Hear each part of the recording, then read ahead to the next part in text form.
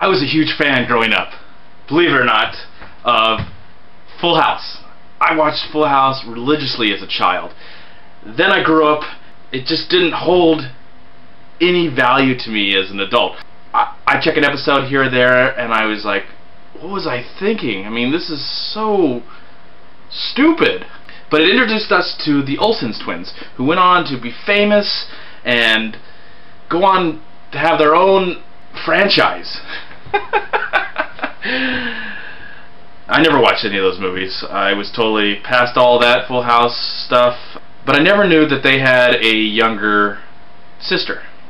We didn't find out till last year when Elizabeth Olsen, who's the younger sister of the Olsen twins, she was in this independent film that I haven't got a chance to see yet. It's like Mary, Martha, Michael, Marcy, May, haven't seen it yet.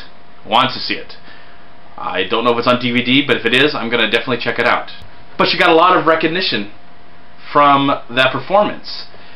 So this is actually the official first Olsen sister, daughter, twin, semi-twin, younger daughter, younger sister, I mean, film that I've ever seen, called Silent House.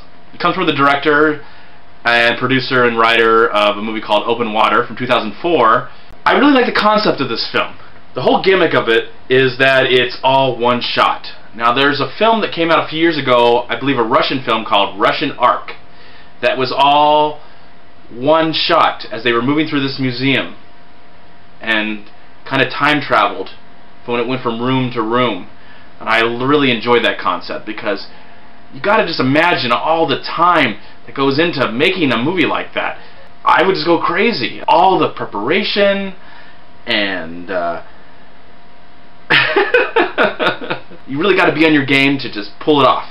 It's a horror film, supernatural, but it's 88 minutes, 128 minutes, and it's completely all one shot. Watching this film, I admired that. I got into that. I was like, this is kind of cool where the camera's going, but how are they doing it? Is there any tricks? Is it all really one shot? It says it's all one shot, but how do you know? One of the things I really enjoyed about this was Elizabeth Olsen. I've never seen her act before. She is very, very, very compelling to watch. She makes you believe that the situation is unfolding, and you're watching it through her. You're interested because she makes you believe that it's happening. Having said that, when it came down to the final reveal and we're supposed to, like, oh my gosh, this is the real reason why this is all coming to an end, coming to a close, I couldn't help but feel cheated. I felt kind of like, really? That's the route you went? You had this really interesting concept of making this one-shot film, horror film, and there was a few times where I was like, oh, ooh, ah. Elizabeth does a really good job. She's very interesting to watch, and she's got a future ahead of her. I can't wait to see what she's in next. But this film, I can't recommend it.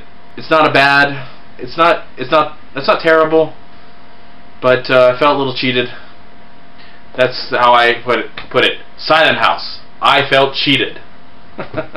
When it came down to the end, Silent House made me feel cold, and I kind of seen this all before. I didn't wasn't this, the whole idea of it being a one-shot film kind of just withered away. So I'm going to give Silent House a very disappointing 2 stars.